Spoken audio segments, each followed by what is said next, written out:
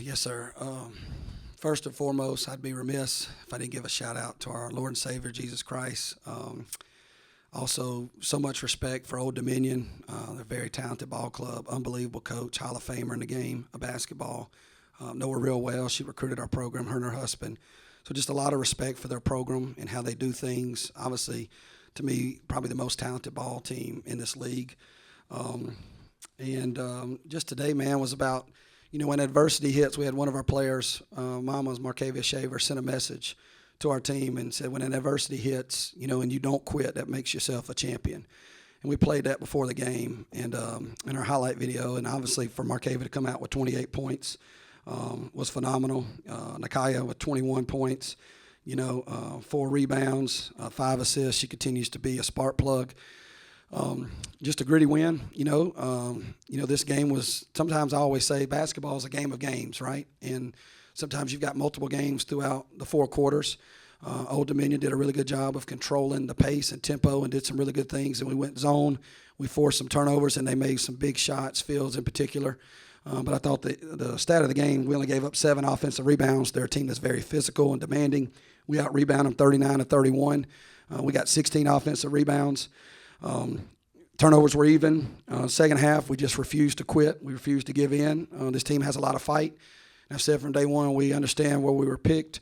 A lot of respect for every coach in this league. Every team is talented, unbelievable players. But just so proud for our institution. We continue to move the needle in the right direction. We made history today doing things. This team's made a lot of history. Will go down as one of the top 10 teams in the history of ULM women's basketball. And when you're talking about a team that returns nobody from our staff, no players, I'm the only first-year head coach, it just shows our buy-in from our girls. And it's an honor to be called their coach, their belief in this era, in this transfer portal. And they deserve all the credit. Look, I didn't make a shot tonight. I didn't get a rebound. I didn't get a stop. We just called. We kept believing. In timeouts, our energy was good. I thought our effort and passion was phenomenal. I thought Asia Ennis to my right has been a champion. She's won a national championship. She's a winner each and every day. She lives in the gym. She works really hard. She cares.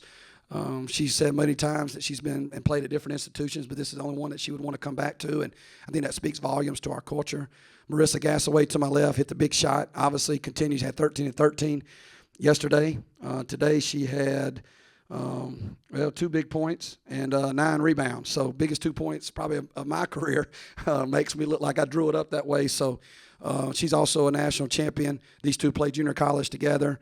They got the right DNA, the right makeup. So look, it's an honor to be called their coach, but this team deserves all the credit, not me. Congratulations to my staff on the work that they put in, and our players, our parents, and our family. Just so happy for our band, our president, our AD, and just Northeast Louisiana in general. All right, thank you, Coach Fletcher. We'll open for questions. Go ahead, Paul. Yes, sir. After the game, was that the fastest you ever ran?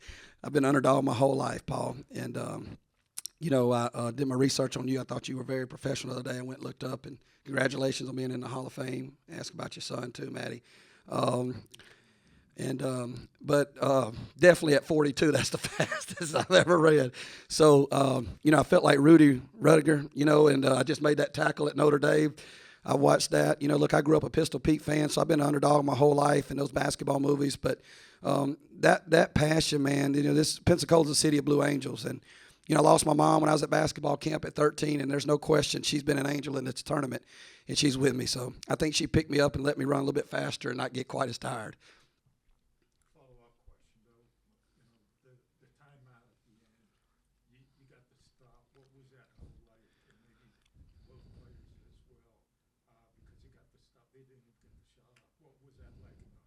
Asia Ennis to my right said, we got to believe. Just believe. We got to believe. We got it. And that's exactly what she said. And I always say when a team is coach-led, you got a chance to be average. But when a team is player-led, you got a chance to be great. And I just feel like this team, they continue to buy into our vision, to accelerate that in a one-year foundation that's built on rock and not on sand, something that'll last. But she said it. And so when you have coaches like that or point guards on your floor that are an extension of your coach, that energy is contagious, right? It radiates throughout our huddle, and our girls are prepared for those moments, and that's something we pride ourselves on as defense. Defense creates offense, and defense wins championships, and these girls refuse to quit. So it's a credit to them. I just thought our attention to detail, our urgency on that last play was probably the best it had been. We call that our special teams package. They had scored some points early in the first half, 4 to be exact, on those blobs, so our girls needed to stop. We knew we needed to stop, and they did a great job of getting that. Got a question here from Zoom for both the players.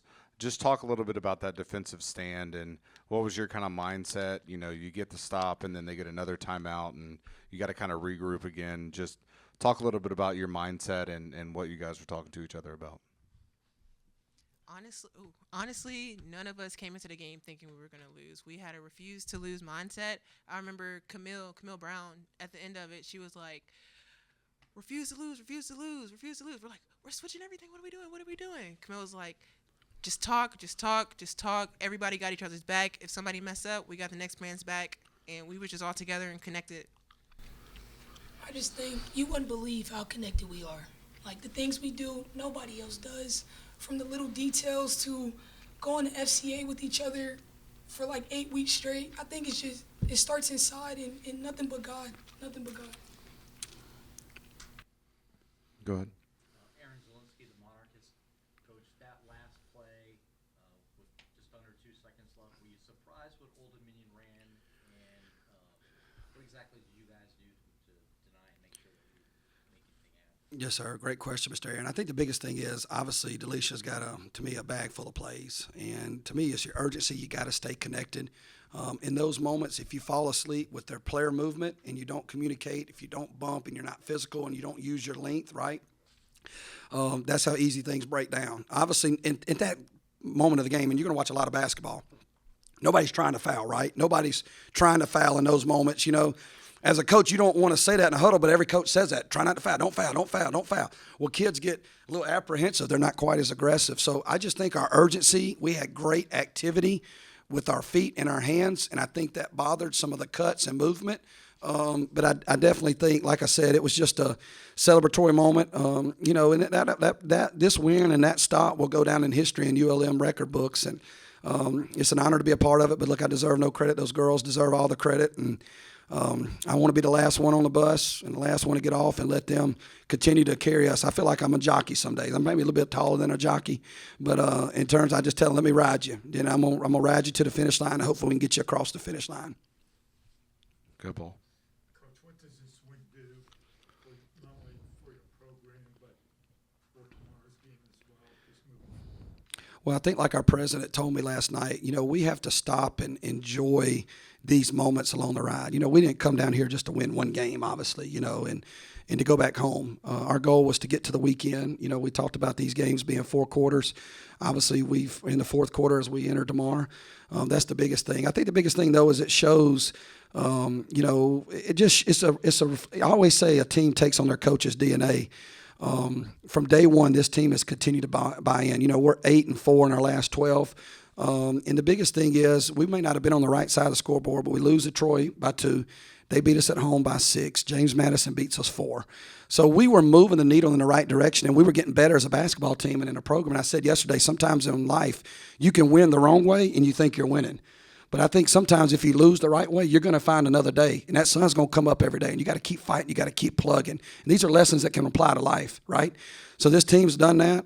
I just think, man, with our first year, we have never been part of the history before us, right? Including myself and this team. We're not part of the down years that were ULM women's basketball. We are trying to bring it back to a historical level and I always say you can lose with anybody. You can lose with anybody. That's the easiest thing to do in life. But you can only win with the right ones. These are the right girls. It's the right people in place.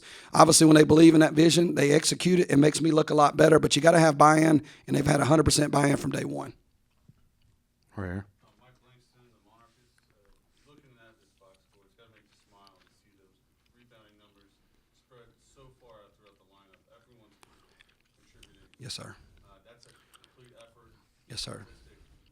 What are your thoughts when you look at the rebounds and rebounds up Yes. and down the lineup? Yes, sir. Thank you for that. And I just say it's a reflection of our girls.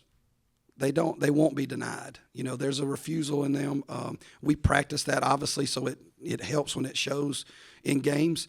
But this team they just won't be denied. They refuse to give in. They refuse to quit. Early on, I told them we weren't going to rebound.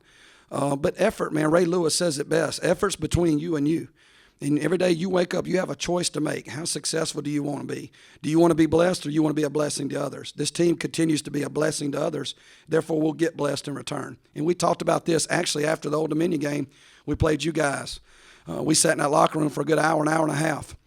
And we talked about we needed to be an and team versus a but team. And I said this yesterday. What I mean by that is we took accountability, we took responsibility, and we looked at square in the eyes because we're not going to run from it. We're going to run to it, right? And the biggest thing is we do this and we do that. We were tired of losing games because we did this. We had 20 more shots than our opponent, but they had 22 points off of turnovers. So we were a but team at that time, and we had some but players. We were doing this, but we weren't doing that. So we looked square in the mirror and said, hey, we got to be an and team and an and player. If we become an and player or and players, we become an and team, and that's a reflection of them. Any final questions? Go ahead, Paul. Arkansas State, just talk about the matchup. I'm going to let them answer that first, you know, just with all due respect because we respect them, and I want them to get a question. I'll follow up. You go first. We played Arkansas State twice early on in the season, and you know it wasn't our best showing. We weren't where we are now, and I think that with adversity throughout the season, it's built us for these moments. And I think we're going to be ready.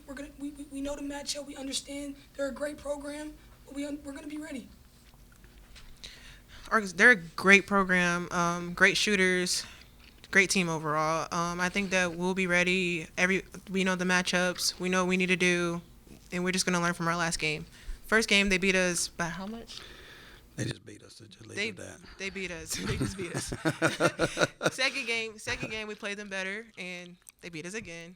Now we just refuse to lose, and we're going to have fun tomorrow. The biggest thing is obviously a lot of respect for Des and just the job that she does. They have a very talented ball club, as we know. Chrislyn Rose is phenomenal. They got great weapons. They're very deep, very talented. They won this tournament last year. So we have so much respect for them. As much as, you know, sometimes you want to make it about the next opponent, it's still got to be about us. What did we do wrong in those two games? I thought we fixed and shored some things up in the second matchup than the first matchup we played them.